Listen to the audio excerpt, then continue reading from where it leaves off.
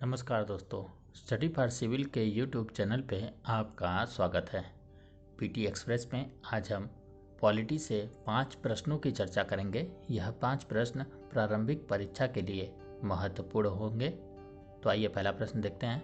निम्नलिखित युग्मों पर विचार कीजिए। विषय और सूची दिए गए हैं। पहला, सामाजिक सुरक्षा और सामाजिक बीमा संघ सूची, लोक स्वास्थ्य और स्वच्छता राज्य सूची, लोक व्यवस्था समवर्ती सूची। उपरोक्त युग्मों में से बताना है कौन सा सुमेलित नहीं है। केवल एक, केवल दो, एक और दो, डी ऑप्शन 1 और 3 है। सही उत्तर इसका सोच लीजिए। इसका सही उत्तर डी है। 1 और 3 सुमेलित नहीं है, सिर्फ दूसरा ऑप्शन सुमेलित है। लोक स्वास्थ्य और स्वच्छता और लोक व्यवस्था राज्य सूची का विषय है, जबकि सामाजिक सुरक्षा और सामाजिक बीमा समवर्ती सूची का विषय है। आइए अगले प्रश्न की ओर चलते हैं।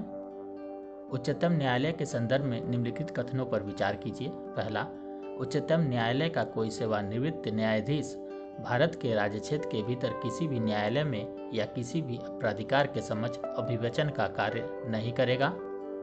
उच्चतम न्यायालय का कोई सेवानिवृत्त न्यायाधीश राष्ट्रपति, राज्यपाल एवं संसद के सदस्यों के पदों पर भी नियुक्ति के लिए निषिद्ध होगा। उपर्युक्त कथनों में से कौन सा से सही है या है? केवल एक, केवल दो, एक और दो दोनों, न तो एक न ही दो। प्रश्न को ध्यानपूर्वक पढ़िए और समझकर उत्तर देने का प्रयास कीजिए। जी हाँ, इसका सही उत्तर केवल एक होगा।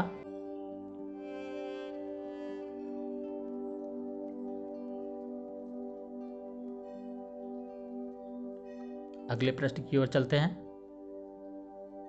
अगला प्रश्न हमारा, दल बदल रोधी कानून के संदर्भ में निम्नलिखित कथनों पर विचार कीजिए। पहला, 52वां संविधान संशोधन अधिनियम के अंतर्गत 10वीं अनुसूची जोड़ी गई थी।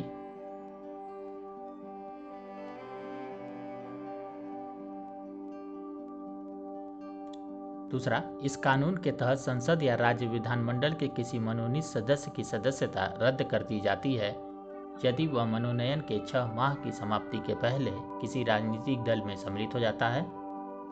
तीसरा, संसद या राज्य विधानमंडल के किसी सदस्य की सदस्यता रद्द कर दी जाती है यदि उसने स्वेच्छा से अपनी सदस्यता का त्याग कर दिया हो या अपने निर्वाचन के बाद किसी अन्य राजनीतिक दल में सम्मिलित हो गया हो। उपर्युक्त कथनों में से कौन सा सही है बताना है। केवल 1 और 3, 1, 2 और 3, केवल 1 और 2, केवल 2 और 3। प्रश्न का सही उत्तर केवल 1 और 3 सही है, जबकि दूसरा ऑप्शन गलत है।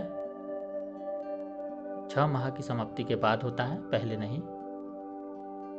आइए प्रश्न नंबर 4 देखते हैं। विधि आयोग के संदर्भ में निम्नलिखित कथनों पर विचार कीजिए। 1833 ईस्वी के चार्टर अधिनियम के अंतर्गत 1834 ईस्वी में प्रथम विधि आयोग का गठन किया गया था, जिसके प्रथम अध्यक्ष जेम्स प्रिंसेप थे। दूसरा, स्वतंत्र भारत में प्रथम विधि आयोग का गठन 1955 में किया गया था, जिसके अध्यक्ष MC सीतलवाड़ थे। उपर्युक्त कथनों में से कौन सा सही है बताना है आपको। केवल एक, ऑप्शन बी केवल 2, सी 1 और 2 दोनों, और डी न तो एक न ही दो। इसका सही उत्तर बी है। मैकाले प्रथम अध्यक्ष थे, इसलिए पहला ऑप्शन गलत होगा। आइए अब आखिरी प्रश्न की ओर चलते हैं। परिसीमन आयोग के संदर्भ में निम्नलिखित कथनों पर विचार कीजिए। परिसीमन आयोग को भारत के प्रधानमंत्री द्वारा नियुक्त किया जाता है। यह भारत निर्वाचन आयोग के सहयोग से कार्य करता है। परिसीमन आयोग के कार्य को किसी भी न्यायालय के समक्ष प्रश्नगत किया जा सकता है। नीचे दिए गए कूट का प्रयोग कर सही उत्तर देना है।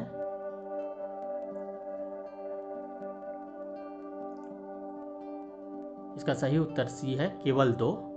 राष्ट्रपति द्वारा नियुक्ति होती है, न कि प्रधानमंत्री द्वारा, और न्यायालय में प्रश्नगत नहीं किया जा सकता है, इसलिए हमारा इसका उत्तर सी हो जाएगा।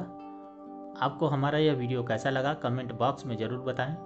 यदि कोई सुझाव हो तो हमारे टेलीग्राम चैनल पर साझा करें। हम आपके लिए बेहतर और प्रामाणिक कंटेंट लाने के लिए निरंतर प्रयासरत हैं। चैनल को लाइक और सब्सक्राइब जरूर करें ताकि हमारी लेटेस्ट वीडियो आप तक पहुंच सके। Thank you.